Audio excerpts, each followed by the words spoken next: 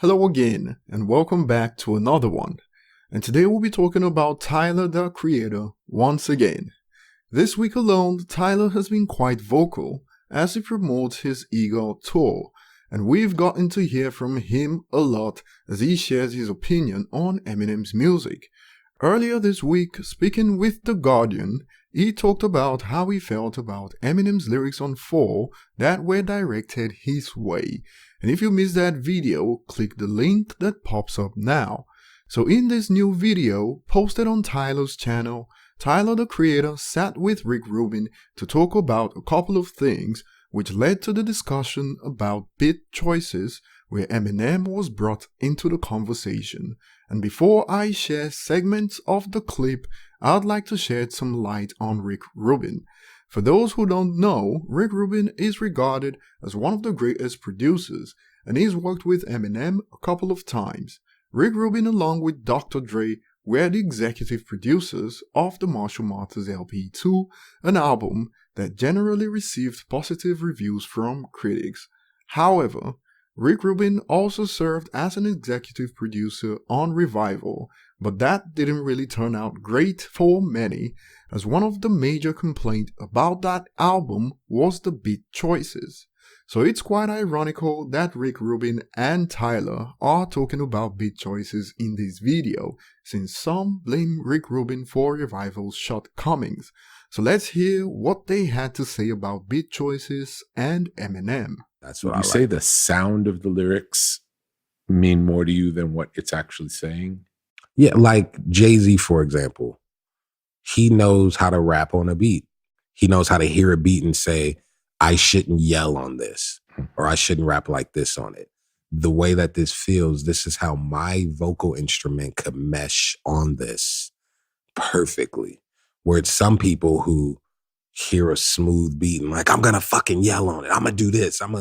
Because they're just more thinking of saying cool shit rather than making a good song. Mm-hmm.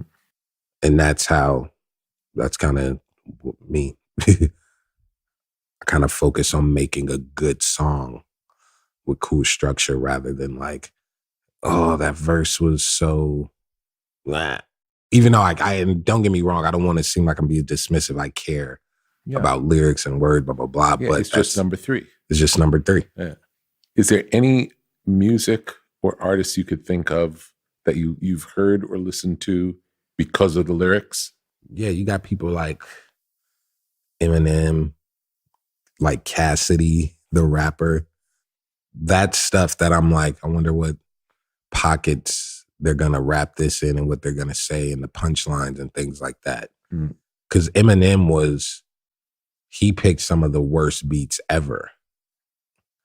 Even Ludacris sometimes picks beats, but their energy and their cool, witty lines is what made the songs cool. So they're an exception, to where Jay-Z picked great beats. Before I elaborate, remember to hit the like button if you enjoy content like this. The likes are free of charge and are helpful for the growth of the channel. If you're new and you enjoy content like this, also hit the subscribe button and turn on notifications to never miss a video. So as you heard, in Tyler's opinion, the actual lyrics come in third, and he prioritizes beat and flow over actual lyrics. He also clarifies that some people like Eminem, for instance, is one artist that is able to break this opinion he shares on the attraction of a song. For those who believe hip-hop music is declining in quality, well, just to make it clear, many younger folks these days are like Tyler, and they prioritize other factors in a song over the actual lyrics most of the time. Now, while Tyler says Eminem picks some of the worst beats ever, he also states that Eminem is able to transcend this with his lyrical ability, and this is something I want to expand on.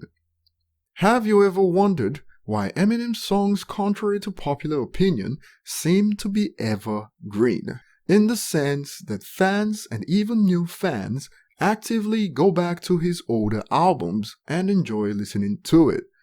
For instance, I just did a video recently where I stated that When I'm Gone from 2005 just went platinum in the UK, and Eminem seems to be the only one in hip-hop able to do this constantly, and the reason for this is that he's able to look over what's considered a hot beat when making a song.